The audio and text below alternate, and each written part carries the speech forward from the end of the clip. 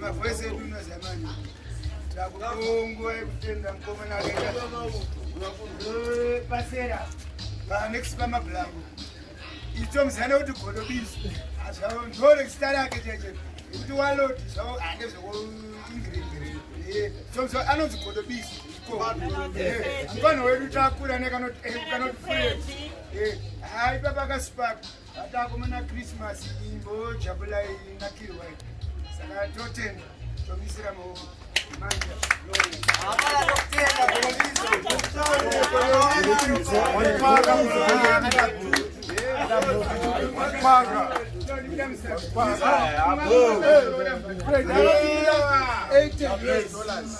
$80 US.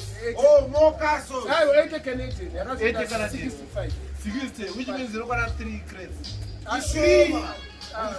Five. Also 5 crates. Saka chukwa bantu hai baba mbanangu andigonera gozi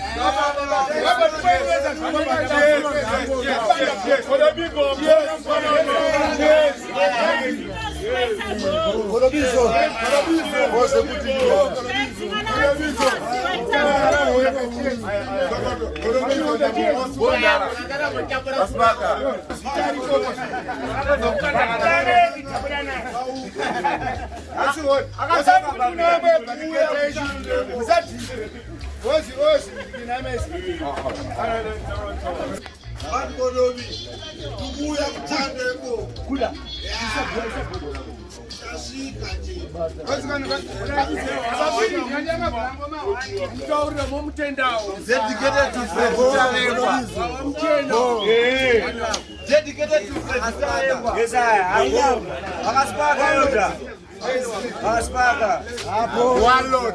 Yes,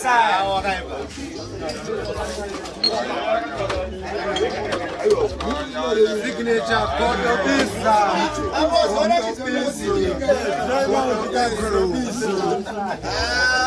Bad Godobi. Godobiko. Wanzombaname. Wanuelaga. Kawani wabona. Gripa nekdoga wewe. Sharp. Marriage calf.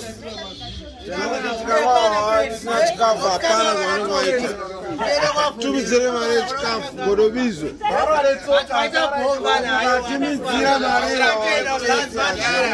Tumizire marriage calf.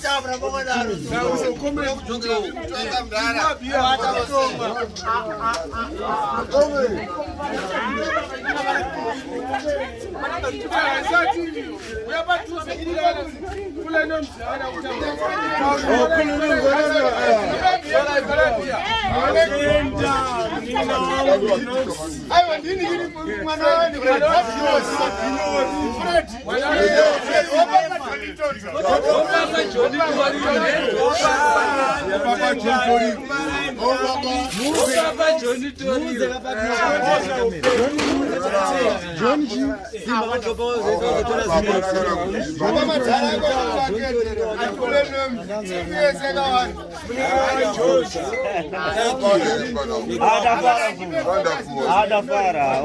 Thank you, God bless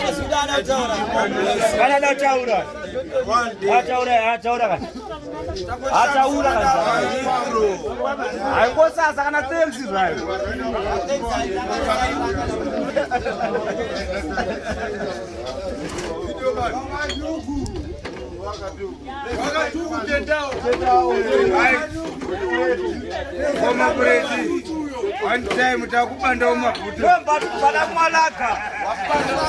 Alulaka nasa kugeza. Ayo amba tutumaya. Kafala utenda. Chini makafa. Ndashe. Mbare ndinotendawo nezvamaita zvachinja fasti nekukurumbidza.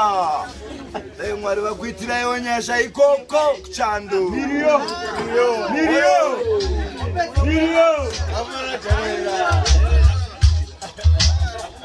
Apostle.